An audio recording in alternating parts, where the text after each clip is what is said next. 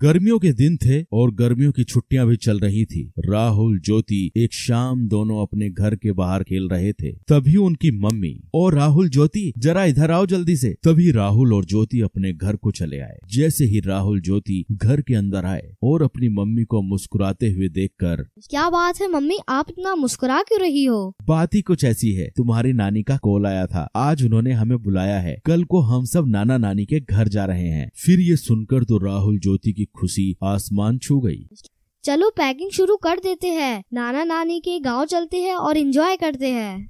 फिर क्या, दूसरे दिन सुबह सब लोग जल्दी नाना नानी के गांव के लिए निकल पड़े। राहुल ज्योति का नानी का घर काफी खूबसूरत और छोटा सा गांव था, जहां सब खेती बाड़ी करते थे और प्यार से रहते थे। राहुल ज्योति जैसे ही नाना नानी के घर पहुंचे तो उनके स्वागत के लिए नाना नानी तैयार खड़े थे। राहुल ज्योति को नाना नानी बोले, राहुल, ज्योति आ जाओ, हमारे पास को आ जाओ। फिर राहुल और ज्योति नाना नानी के पास जाकर उनसे लिपट गए। फिर खास नाना नानी की बनाई हुई स्वादिष्ट खाना खाकर राहुल ज्योति ने थोड़ी देर आराम किया और फिर दोनों अपने नाना नानी हाल का मजा लूटने के लिए तैयार हो गए। ये लो, तुम दोनों के लिए मैंने खास इमली का रस बनाया है, इसे जल्दी से पी लो, इसे गर्मी में पिया जाता है। नानी की बनाई हुई इमली का रस पीकर तो राहुल ज्योति एकदम तरोताजा हो गए। फिर नानी जी ने आम के पेड़ पर एक बड़ा सा झूला टांगा। राहुल ज्योति झूले पर बैठ गए और झूला झूलते झूलते हवा में बातें करने लग गए और फिर नाना जी के साथ घूमने चले गए। और फिर रात हो गई। फिर राहुल ज्योति नानी जी के साथ रात के खाने के लिए फिर घूमकर घर लौट आए।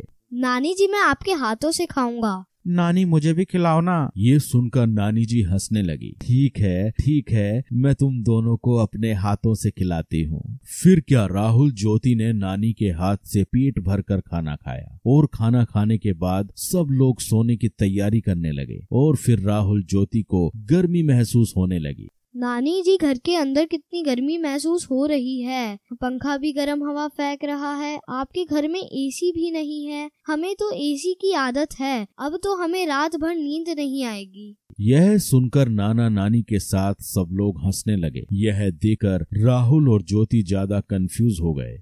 आप सब हंस क्यों रहे हो? हमने कुछ गलत कह दिया क्या? ना बेटा ना, तुमने कुछ गलत नहीं कहा। छोटा सा तो हमारा गांव है, हमारे पास एसी कैसे होगा बेटा, लेकिन हमारे पास एक ऐसा एसी जरूर है जो तुम्हारे शहर में नहीं होगा। नानी जी ने फिर जाकर छत पर गद्दे बिछाए और सोने लगे। नानी, हम भी आपके पास सोएंगे। हाँ, तुम दोनों मेरे पास सो जाओ, आओ सो जाओ। फिर क्या, खुले आसमान के नीचे थोड़ी हवा में राहुल और ज्योति आराम से नानी के पास सो गए और नानी से कहानियां सुनते सुनते दोनों को प्यारी नींद आ गई। तो बच्चों, आपने इस वीडियो में देखा राहुल ज्योति का नानी का